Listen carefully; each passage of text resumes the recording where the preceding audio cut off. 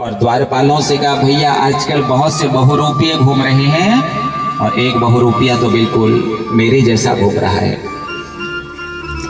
अगर वो बहुरूपिया आ गया तो उसको कारागार में बंद कर देना।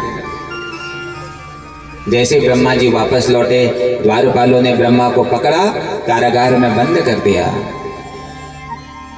महाराज जब ब्रह्मा जी ने देखा कि भैया मैं तुम्हारा राजा हूं, द्वारपाल कहते हैं अरे तुम्हारे जैसे बहुरूपीय राजा बहुत देखे, चलो तुम हमारे राजा नहीं हो, हमारे राजा तो अंदर बैठे हैं।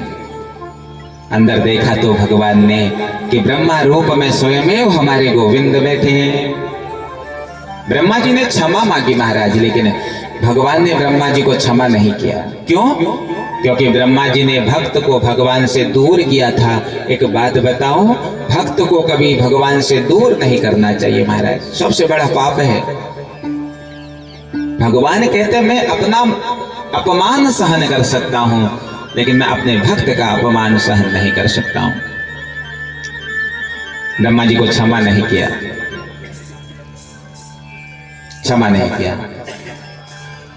और आज एकादशी का बड़ा पुनीत पावन दिवस है, तो नंद बाबा एकादशी का व्रत किया करते थे। हम भी सब वैष्णव हैं, हम सब ने एकादशी का व्रत करना चाहिए। एक वर्ष में 24 एकादशियां आती हैं और जिस वर्ष अधिक मास पड़ता है तो उस वर्ष 26 एकादशियां हो जाती हैं। एकादशी व्रत का नियम है जिस दिन सूर्योदय कालीन में एकादशी हो वही एकादशी का व्रत करना चाहिए। दशमी युक्त एकादशी का व्रत नहीं करना चाहिए। पंचांगों पर देख लो, जब सूर्योदय के 1 घंटे बाद भी अगर एकादशी हो तो उसी का मान पूरे दिन माना जाता है। तो हमें क्या करना चाहिए? एकादशी का व्रत करना चाहिए और द्वादशी के दिन पहले किसी ब्राह्मण को भोजन कराना चाहिए और उसके बाद वे व्रत का पारायण करना चाहिए। प्रथम नियम तो यह है महाराज कि एकादशी के दिन घर में भोजन नहीं बनाया जाना चाहिए। और अगर नहीं रह सकते हो तो एकादशी के दिन घर में चावल नहीं खाने चाहिए। क्यों नहीं खाने चाहिए? परसों की कथा में सुनो।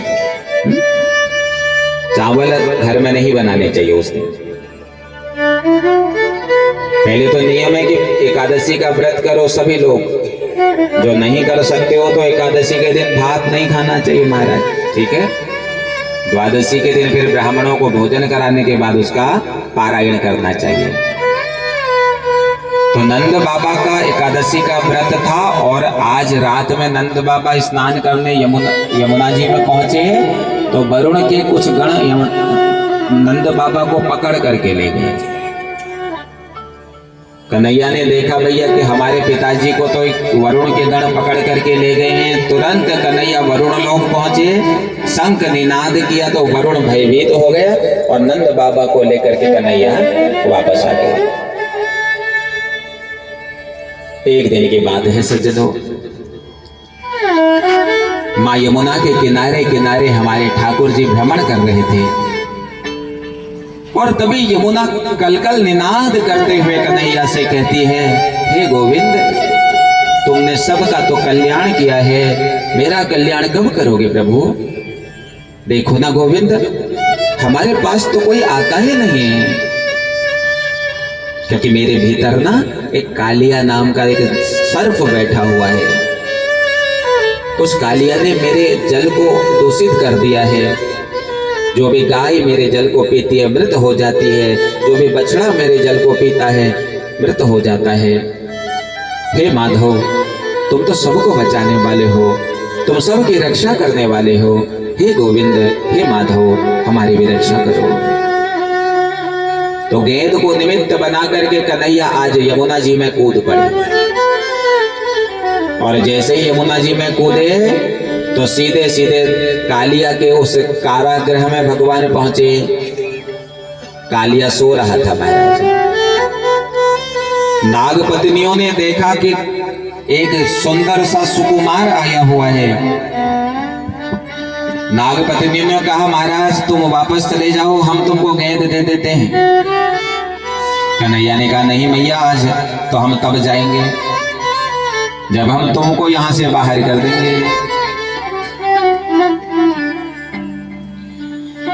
ननाक पृष्ठं न च सर्वभौमं न पारमेष्ठं न रसाधिपत्यं न योग सिद्धि पुनर्भवं वाञ्छन्ति यद् पादरजः प्रपन्ना। वापस चले जाओ महाराज।